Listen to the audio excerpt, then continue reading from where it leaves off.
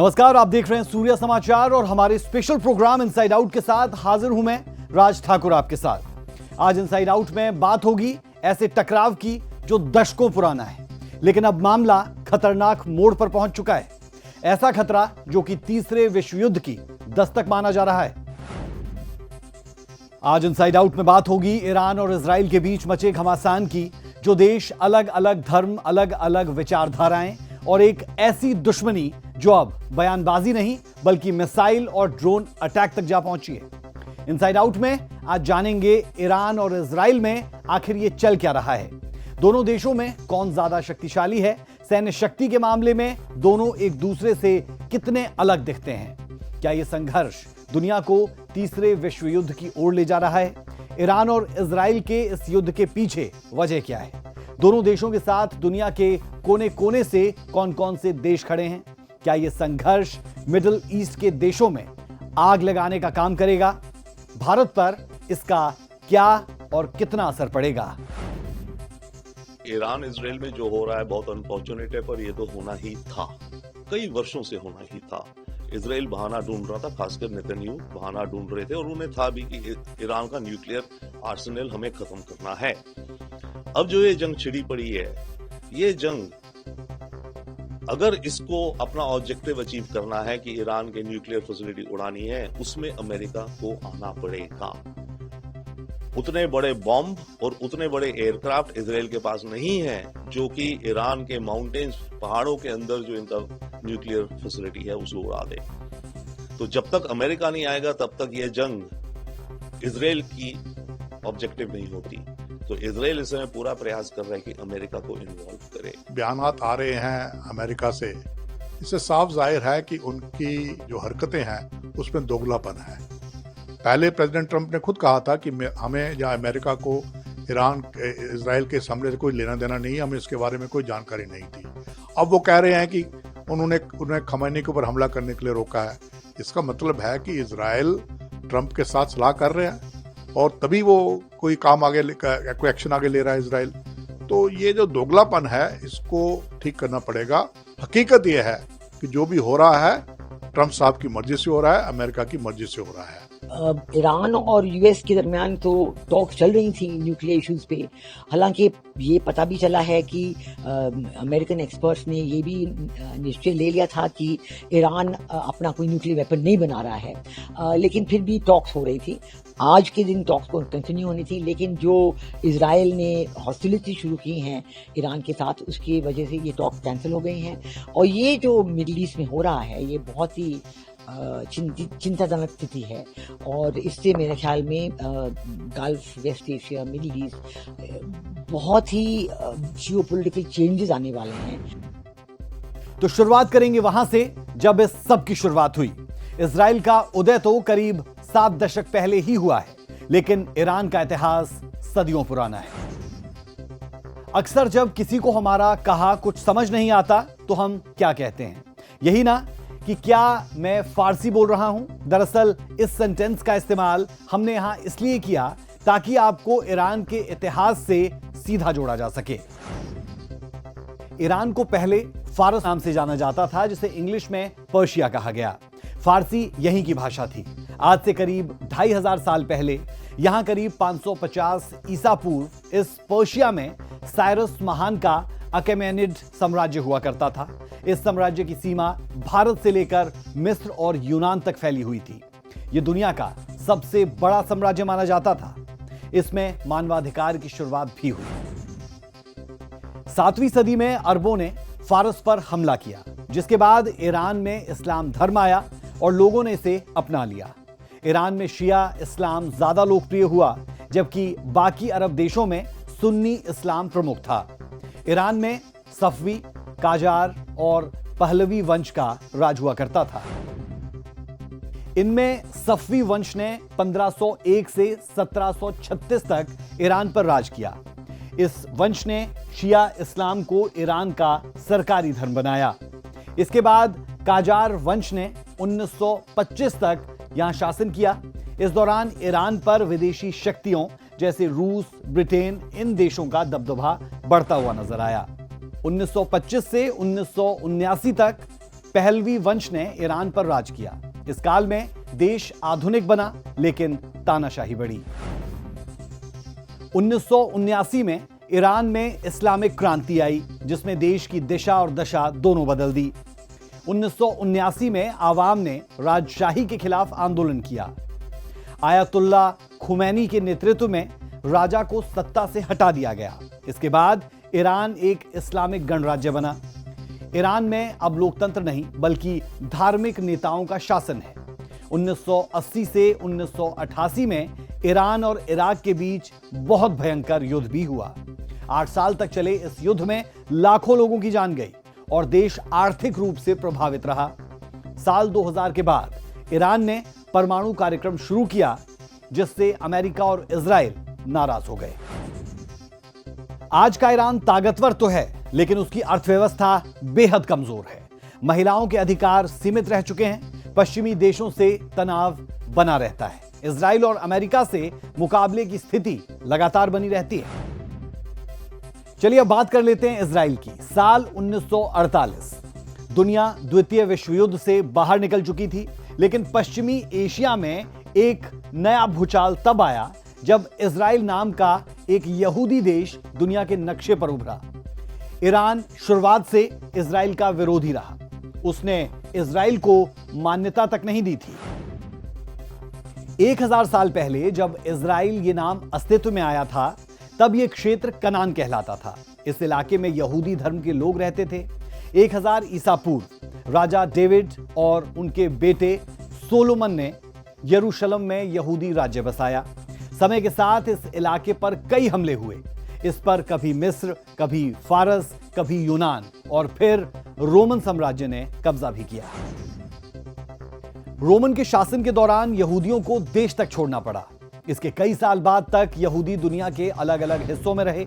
साल 1800 में जब यूरोप में यहूदी लोगों पर अत्याचार बढ़ा, तो यहूदियों ने अपने पुराने देश लौटने की योजना बनाई। इसे जायनिज्म या यहूदी आंदोलन कहा गया। पहले विश्व युद्ध के बाद यह इलाका ब्रिटेन के नियंत्रण में आया। तब यहूदी और अरब दोनों इसे अपना देश मानते थे, जिससे झगड़ा शुरू हुआ। दूसरे विश्व युद्ध में नाजियों ने यहूदियों पर ऐसा जुल्म ढाया कि दुनिया भर में इनके लिए सहानुभूति जगी। दरअसल दूसरे विश्व युद्ध के दौरान हिटलर ने यहूदियों पर ऐसे अत्याचार किए कि पूरी दुनिया को इसने झकझोर कर रख दिया। लाखों यहूदियों को कंसंट्रेशन कैंप में कैद किया गया, गैस चैम्बर्स में मार दिया गया और उनकी सांस्कृतिक पहचान को मिटाने की पुरजोर कोशिश की गई। इस भयावह नरसंहार को तब हॉलोकास्ट कहा गया। इस अमानवीय बर्ताव के चलते पूरी दुनिया यहूदियों के समर्थन में एकजुट हुई, जिसने 1948 में इजराइल के रूप में एक देश का ब्लूप्रिंट तैयार किया। 14 मई 1948 ये वो तारीख थी जब संयुक्त राष्ट्र की ओर से इजराइल एक यहूदी देश के रूप में बना दिया गया।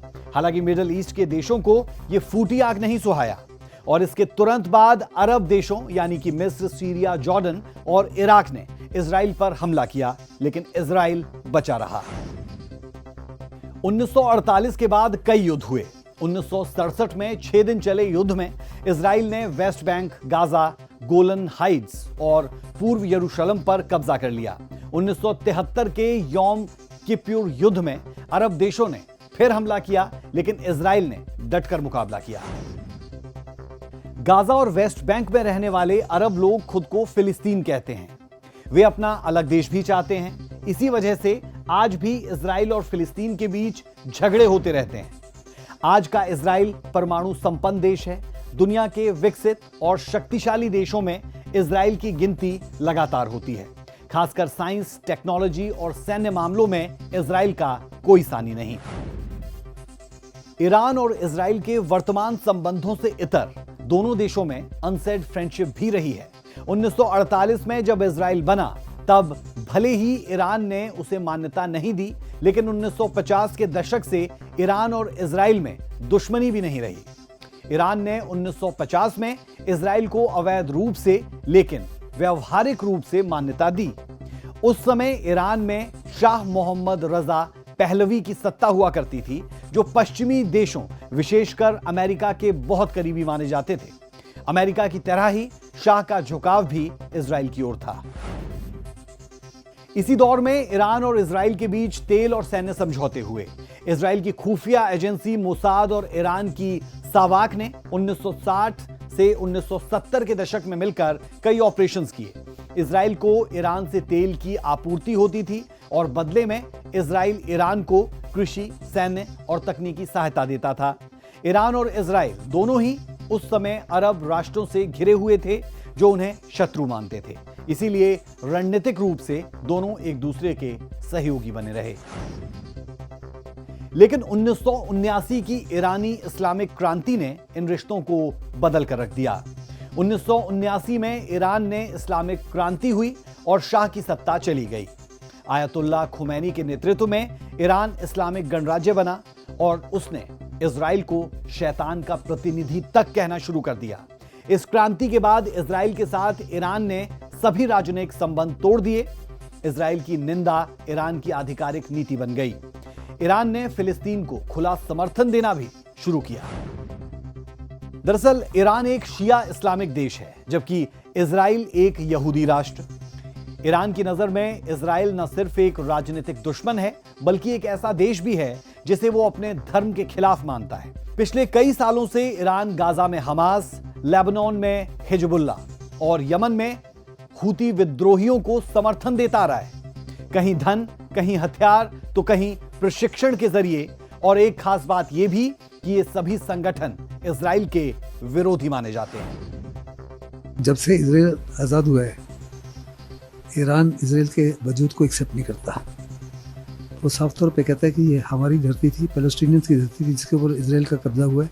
और इजराइल जो है शुरू से ही एक किस्म से नाजायज़ कार्रवाई कर रहा है पैलेस्टीनियंस के खिलाफ में। अगर दो स्टेट पॉलिसी हो गई होती, और वो साफ तौर पे ईरान कहता है कि जहाँ तक उनका तल्लुक है वो यहूदीज़ को समुद्र में फेंक देना चाहते हैं और उनको कम्प्लीटली एनाइलेट करना चाहते हैं। और जहाँ तक इजराइल का तल्लुक है, इजराइल कहता है कि सबसे बड़ा जो एग्जिस्टेंशियल खतरा है वो ईरान की तरफ से। ईरान ने प्रॉक्सीज खड़े किए, हमास को, हौथीज़ को, हिजबुल्लाह को, और चार तरफों से घेरने की कोशिश की। इसलिए ईरान जो है वो साफ तौर पे कहता है कि उसका सबसे बड़ा दुश्मन जो है इजराइल है, और इजराइल कहता है सबसे बड़ा दुश्मन जो है वो ईरान है। इजराइल भी आतंकवाद से त्रस्त है और ईरान उसको आतंकवाद को सपोर्ट करता है। हूती, हमास जो दो आतंकवादी संगठन है, इसका मेन आका ईरान है। और जिस तरह से हमास और हूती ने इजराइल के नाक में दम कर रखा है और ईरान उनको सपोर्ट करता है, तो इजराइल की यही नीति रही है कि भाई जो आतंकवाद के आका हैं उनको किस तरह से ध्वस्त किया जाए। इजराइल खुद को चारों ओर से घिरा हुआ मानता है और अमेरिका ही उसकी सबसे बड़ी ढाल कहलाता है। और यह कहना बिल्कुल गलत नहीं होगा कि कहीं ना कहीं वर्तमान संघर्ष ईरान और इजराइल का नहीं, बल्कि अमेरिका से प्रेरित इजराइल और ईरान का है। इसे आप ऐसे भी समझ सकते हैं कि ईरान की विदेश नीति का केंद्र बिंदु ही इजराइल का विरोध करना है। वहीं इजराइल की सुरक्षा नीति का फोकस है ईरान से आने वाले खतरे को खत्म करना। और यह सिलसिला अब खतरनाक मोड़ पर पहुंच चुका है, क्योंकि अब हमला चोरी छिपे नहीं बल्कि खुलेआम दिन के उजाले में भी हो रहा है। पिछले साल अप्रैल 2024 में इजराइल ने सीरिया की राजधानी दमिश्क में ईरानी कॉन्सुलेट को निशाना बनाया था। इस हमले में कई ईरानी सैन्य अधिकारी मारे गए। हमले में ईरान तिलमिलाता हुआ दिखा। इस दौरान इजराइल ने तर्क दिया था कि ईरान के परमाणु और बैलिस्टिक मिसाइल कार्यक्रम उसके लिए अस्तित्व का खतरा थे। इजराइल इससे पहले भी कई बार ईरान के परमाणु प्रोग्राम के नाम पर उस पर हमला कर चुका है। 13 जून 2025 शुक्रवार को इजराइल ने ईरान पर 200 फाइटर जेट से हमला कर भारी नुकसान पहुंचाया। इसे ऑपरेशन राइजिंग लाइन का नाम दिया गया। इजराइल की वायुसेना ने ईरान के 2 न्यूक्लियर ठिकानों को निशाना बनाया और तेहरान के आसपास मौजूद 6 सैन्य ठिकानों पर भी हमला कर दिया। इस अटैक में ईरान के कई टॉप कमांडर समेत 10 से ज्यादा वैज्ञानिकों की मौत हो गई। मरने वालों में Iran air and aerospace force commander अमीर अली हाजी जादेह, रिवॉल्यूशनरी गार्ड्स के प्रमुख हुसैन सलामी, ईरानी रक्षा निर्माण प्रमुख खातम अल अंबिया के सरदार रशीद, ईरान के chief of staff Mohammad Bagheri और परमाणु वैज्ञानिक डॉक्टर फैयुद्दीन अब्बासी समेत डॉक्टर मोहम्मद तेहराची शामिल थे। इजराइल के इस हमले से बौखलाए ईरान ने अगले कुछ घंटों में ही पलटवार करते हुए तेल अवीव पर 100 से ज्यादा ड्रोन से हमला किया। हालांकि इन हमलों से इजराइल को ज्यादा फर्क नहीं पड़ा, क्योंकि इजराइल की सुरक्षा प्रणाली ने ईरान के ज्यादातर ड्रोन्स को इंटरसेप्ट कर इजराइल के क्षेत्र में प्रवेश करने से पहले ही हवा में मार दिया। 13 और 14 जून की रात ईरान ने इजराइल पर बैलिस्टिक मिसाइल दागे। इनमें से ज्यादातर को तो इजराइल के डिफेंस सिस्टम ने इंटरसेप्ट कर हवा में ही मार गिराया, लेकिन कुछ मिसाइल्स तेल अवीव और आसपास के इलाकों में जा गिरे। इन मिसाइल्स से इजराइल के रमात गन और रिशोन लेजिओन समेत कई शहरों को नुकसान पहुंचा। ईरान की ओर से रिहायशी इलाकों में हुए इस हमले का इजराइल ने जवाब दिया। इजराइल ने इराक के खिलाफ अपने ऑपरेशन को और बड़ा करते हुए हमले तेज कर दिए। इजराइल ने ईरान के दक्षिण पारस गैस फील्ड, शहरान ऑयल डिपो, तेहरान के पास की रिफाइनरी और मेहराबाद एयरपोर्ट जैसे ठिकानों पर हमले किए। 15 जून 2025 रविवार को इजराइल ने ईरान की राजधानी तेहरान के कई सरकारी मंत्रालयों जैसे विदेश मंत्रालय, खुफिया मंत्रालय, पुलिस मुख्यालय पर हमला किया। इतना ही नहीं, इस्फहान स्थित एक मिलिट्री बेस और मशहद में एक हवाई ईंधन भरने वाले विमान पर भी हमला किया गया। इस दौरान ईरान भी चुप नहीं रहा। ईरान ने भी इजराइल को जवाब देते हुए उत्तरी इजराइल के कई इलाकों पर हमले किए। 16 जून 2025 ईरान ने इजराइल के हाफिया शहर स्थित एक तेल संयंत्र पर हमला किया। विदेशी मीडिया के सूत्रों के हवाले से खबर सामने आई कि इजराइल के 30 से ज्यादा ठिकानों पर ईरान की मिसाइलें गिरी हैं। तो चलिए बात करेंगे ईरान और इजराइल की सैन्य शक्ति की। इस युद्ध से पहले तक ईरान के पास करीब 6.1 लाख एक्टिव सैनिक संख्या की जानकारी थी, जिसमें 3.5 लाख रिजर्व सैनिक भी शामिल थे, यानी कुल 11 लाख सुरक्षा बल। इसके अलावा ईरान की रेवोल्यूशनरी गार्ड कॉर्प्स, अगर इनकी बात करें तो इनके पास 1.5 लाख जवान हैं। वहीं इजराइल के पास 1.7 लाख एक्टिव सैनिक और 4.65 लाख रिजर्व सैनिक तैयार है, यानी कुल 6.35 लाख सैन्य बल इजराइल के पास भी है। इजराइल की वायुसेना की बात करें तो इजराइल के पास 612 विमान हैं, जिनमें 240 लड़ाकू जेट्स, F-35 जैसे एडवांस जेट्स और 48 अटैक हेलीकॉप्टर शामिल हैं। इजराइल का आयरन डोम सिस्टम मिसाइलों को हवा में ही मार गिराने में माहिर कहा जाता है। ईरान के पास 551 विमान हैं, जिनमें 186 लड़ाकू जेट्स और 13 अटैक हेलीकॉप्टर्स हैं, लेकिन इनमें से ज्यादातर पुराने मॉडल हैं। ईरान ड्रोन हमला और रॉकेट्स पर ज्यादा भरोसा करता है।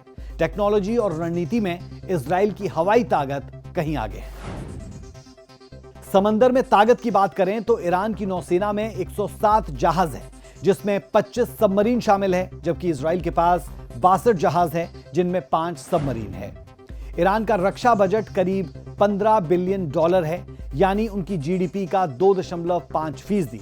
वहीं इजराइल का रक्षा बजट $30 बिलियन है, उनकी जीडीपी का 5.8%।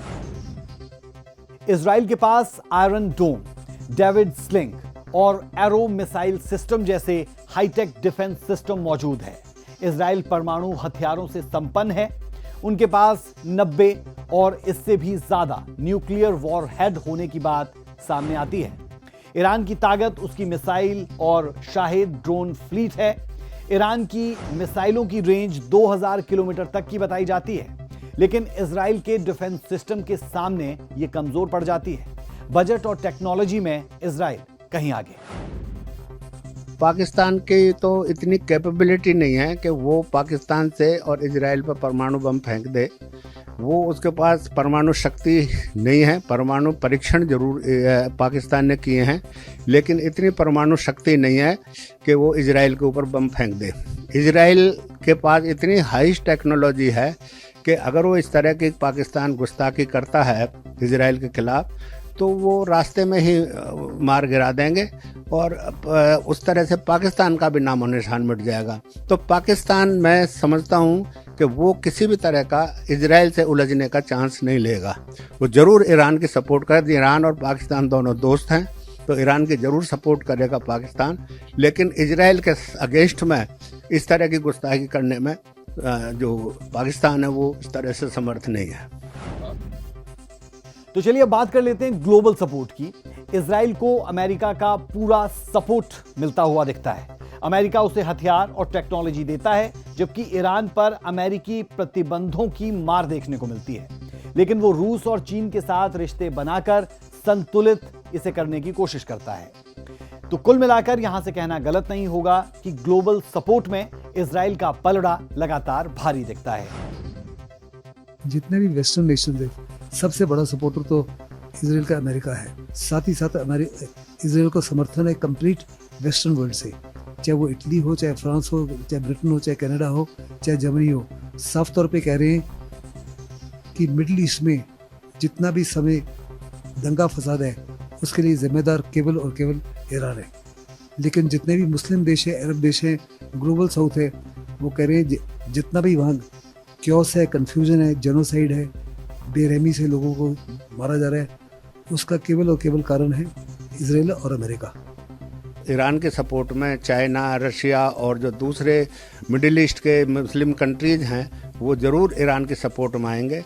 और इजराइल के सपोर्ट में जो है अमेरिका है। अमेरिका ने तो अब साफ शब्दों में खुले उसमें जो है इसको सपोर्ट किया है, इजराइल को खुले रूप में समर्थन किया है कि अगर ईरान ने जो है कोई किसी तरह की गुस्ताखी की तो अमेरिका उसका, इजराइल का साथ देगा और अमेरिका भी जो है ईरान के खिलाफ खड़ा हो जाएगा। इस युद्ध का भारत पर क्या असर होगा, अब इस बारे में भी आपको जानकारी देते हैं। इजराइल ईरान संघर्ष का भारत की अर्थव्यवस्था पर गंभीर प्रभाव पड़ सकता है। भारत का दोनों देशों के साथ बड़ा व्यापार है। वित्तीय वर्ष 2024-25 की अगर बात करें तो 24-25 में भारत ने ईरान को 1.24 अरब डॉलर के सामान का निर्यात किया और 441.9 अरब डॉलर के सामान का आयात भी किया गया। इजराइल के साथ व्यापार और भी बढ़ा है। इसमें 2.15 अरब डॉलर का निर्यात और 1.61 डॉलर का आयात शामिल है। भारत की विदेश नीति हमेशा से गुट निरपेक्षता की रही है।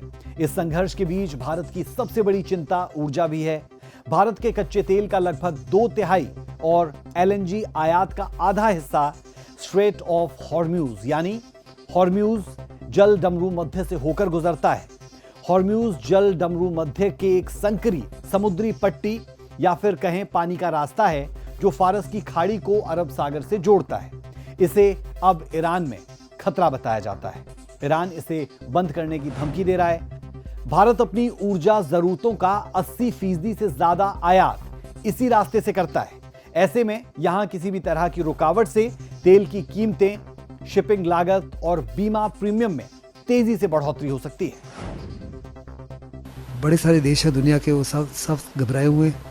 ऑयल प्राइसेस और गैस प्राइसेस बढ़ जाएंगी। अगर स्ट्रेट ऑफ हॉर्मूज को बंद कर देते हैं तो गैस प्राइसेस और ऑयल प्राइसेस दुगनी हो सकती हैं। साथ ही साथ जो है मार्केट स्टम्बल होनी शुरू हो गई है, इकोनॉमी बैठ जाएगी, इन्फ्लेशन दुनिया में बढ़ जाएगा। फिर हिंदुस्तान का बहुत बड़ा डायस्पोरा है मिडल ईस्ट में, जो सबसे ज़्यादा रेमिटेंसेस हिंदुस्तान को भेजता है, इसमें भी खतरा है। जहाँ तक हिंदुस्तान का और ताल्लुक है, हिंदुस्तान के दोस्ताना रिश्ते हैं, जहाँ तक इकोनॉमी का ताल्लुक है ईरान के साथ में, और मिलिट्री रिलेशन बड़े आउटस्टैंडिंग है इसराइल के साथ में। तो हिंदुस्तान के लिए दुविधा है, क्योंकि हिंदुस्तान ना तो इसराइल का पक्ष ले सकता है ना ईरान का पक्ष ले सकता है। अगर ये एस्केलेशन बढ़ती है और ये लड़ाई लंबी चलती है तो इससे जो तेल एनर्जी क्राइसिस है दुनिया के अंदर वो बढ़ने वाली है। तेल और गैस दोनों की कीमतें काफ़ी बढ़ चुकी हैं और भी ज़्यादा बढ़ जाएंगी, जो कि ऑलमोस्ट अनबेरेबल हो जाएंगी। इसलिए बहुत ज़रूरी है कि ये एस्केलेशन जल्द से जल्द रुकनी चाहिए। इजराइल और ईरान के बीच का यह संघर्ष कहीं न्यूक्लियर वॉर का रूप न ले ले, डर इसी बात का है, क्योंकि यह टकराव अब सिर्फ दो देशों की दुश्मनी तक सीमित नहीं रहा है। यह पूरे मिडिल ईस्ट की स्टेबिलिटी और ग्लोबल पीस के लिए भी बेहद खतरा बना हुआ है। जहां एक तरफ बेंजामिन नेतन्याहू अपने देश यानी इजराइल की सुरक्षा को सर्वोपरि मानते हैं, तो वहीं अली खामनेई इसे एक धार्मिक लड़ाई के रूप में देखते हैं। इतिहास गवाह है कि युद्धों ने सिर्फ दर्द दिए हैं, समाधान नहीं। लेकिन विडंबना यही है कि आज की कूटनीति भी युद्ध की वकालत करती है। बहरहाल इनसाइड आउट में फिलहाल के लिए इतना ही। फिर मिलेंगे कुछ और नई जानकारियों के साथ, एक नए मुद्दे के साथ। तब तक के लिए इजाजत दें। नमस्कार।